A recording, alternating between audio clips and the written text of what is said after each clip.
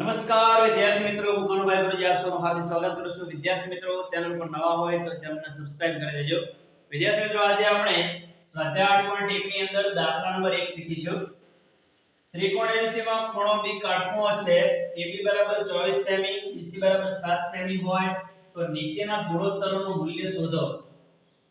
Number 1 sin A અને cos A શોધવાના છે અને નંબર 2 sin C અને cos C શોધવાના છે. અહીંયા ત્રિકોણ ABC જે છે એની અંદર આપણને AB 24 સેમી આપેલા છે, BC 7 સેમી આપેલા છે, કર્ણ આપેલો નથી. તો સૌપ્રથમ પાયથાગોરસના ગુણધર્મનો ઉપયોગ કરી અને આપણે અહીંયા કર્ણ છે શોધી લઈશું. પૂરેપૂરું ધ્યાન આપજો, ખૂબ જ સરળ દાખલા છે. અરે ત્રિકોણ ABC માં ખૂણો B બરાબર 90. અહીંયા ત્રિકોણ ABC માં ખૂણો B 90 છે. આની અંદર AC કર્ણ થાય. કાટખૂણાની સામેની બાજુને કર્ણ કહેવાય. તો કર્ણનો વર્ગ એટલે કે AC નો વર્ગ બરાબર કાટખૂણો બનાવતી બાજુઓના વર્ગોનો સરવાળો. AB વર્ગ વત્તા BC વર્ગ. AB વર્ગ વત્તા BC વર્ગ. અહીંયા કારણ લખી દઈએ. પાયથાગોરસ નો ગુણધર્મ અથવા તો પ્રમેય.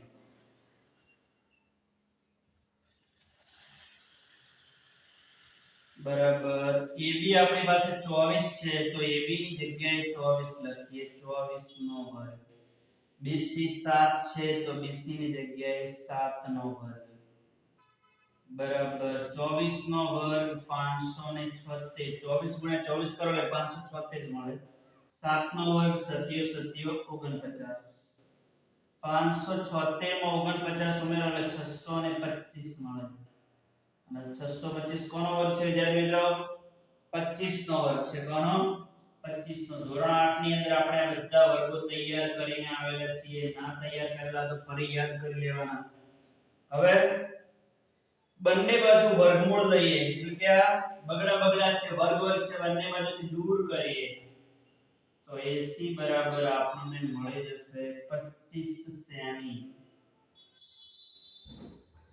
તો આપણને AC જે છે આ ત્રિકોણની અંદર 25 સેમી મળશે. એટલે કર્ણ 25 સેમી. હવે આપણે પાસે ત્રણે ત્રણ બાજુઓ છે તો જે શોધવાનું છે બધું મળી જશે અને ખૂબ સરળ છે. પૂરેપૂરું ધ્યાન આપજો. અહીંયા જે મેં તમને થિયરીમાં શીખવાડ્યું છે એને અહીંયા ફરી યાદ કરવાનું છે. સૌપ્રથમ આપણે sin A શોધવા છે. sin A શોધવા માટે આપણે ખૂણો A જોવાનો છે. A નો sin શોધવાનો છે. એટલે હાલ આપણે ખૂણા A ને અનુલક્ષીને વાત કરીશું. હવે sin A નો મતલબ શું થાય? મેં તમને થિયરીની અંદર સમજાવ્યું છે. sin A નો મતલબ થશે A ની સામેની બાજુ ભાગ્યા કર્ણ. sin એટલે સામેની બાજુ ભાગ્યા કર્ણ. કોની? A ની. તો A ની સામેની બાજુ કઈ છે? BC છે.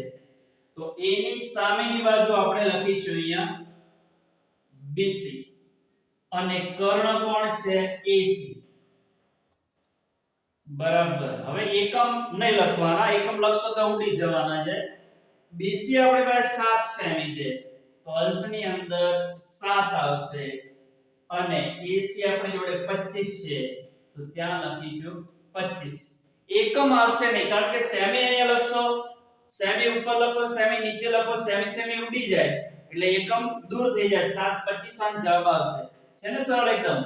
ચલો એ પ્રમાણે A નો cos શોધવાનો એટલે cos A શોધવાના છે.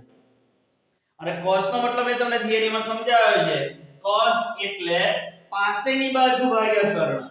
તો A ની પાસેની બાજુ, A ની પાસેની બાજુ કઈ છે? AB છે. તો અહીંયા આપણે પહેલા તો લખી દઈએ પાસેની બાજુ, પાબા ભાગ્યા કર્ણ. બરાબર. પાસેની બાજુ, A ની પાસેની બાજુ AB છે તો AB લખીએ અને કર્ણ AC. બરાબર. AB આપણી પાસે 24 છે અને કર્ણ 80 છે એ 25. ઓકે, તો નંબર 1 ની અંદર જે બંને ગુણોત્તર માંગ્યા હતા આપણને મળી ગયા છે. હવે નંબર 2 ની વાત કરીએ. sin c. c નો sin. આપણે હવે c ને અનુલક્ષીને વાત કરવાની. sin c એટલે c ની સામેની બાજુ ભાગ્યા કર્ણ. ફરી લખીએ sin એટલે સામેની બાજુ ભાગ્યા કર્ણ. ચલો c ની સામેની બાજુ કઈ છે? તો ab છે. c ની સામેની બાજુ ab છે ભાગ્યા કર્ણ તો ac છે. ચલો ab આપણી પાસે 24 છે તો 24 લખી દઈએ અને કર્ણ 25 સેમી છે. એ જ પ્રમાણે cos c.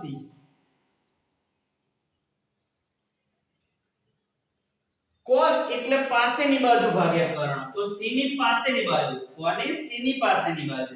તો c ની આ જે સ્મોલ c છે એની પાસેની બાજુ કઈ છે? bc છે. બરાબર, પહેલા અહીં લખી દઈએ પાસેની બાજુ ભાગ્યા કર્ણ. ચલો c ની પાસેની બાજુ કઈ છે? bc અને કર્ણ ac. બરાબર, bc આપણી પાસે કેટલા છે? 7 છે. ac 25 છે. આવડી જાય કે નહીં? છે ને એકદમ સરળ. મને ખાસ ખબર હોવી જોઈએ sin એટલે સામેની બાજુ ભાગ્યા કર્ણ, cos એટલે પાસેની બાજુ ભાગ્યા કર્ણ. કોની? ખૂણો a હોય તો a ની સામેની બાજુ ભાગ્યા કર્ણ. બરાબર, a ને અનુલક્ષીને ગુણોત્તર લેવાના છે. જો cos હોય તો પાસેની બાજુ ભાગ્યા કર્ણ. તો sin એટલે સામેની બાજુ ભાગ્યા કર્ણ, cos એટલે પાસેની બાજુ ભાગ્યા કર્ણ. બરાબર છે. વિદ્યાર્થી મિત્રો, હજુ તમે મારી ચેનલને સબસ્ક્રાઇબ ના કરી હોય તો સબસ્ક્રાઇબ કરી દેજો. Thank you very much. ખૂબ ખૂબ ધન્યવાદ. જય મા સરસ્વતી.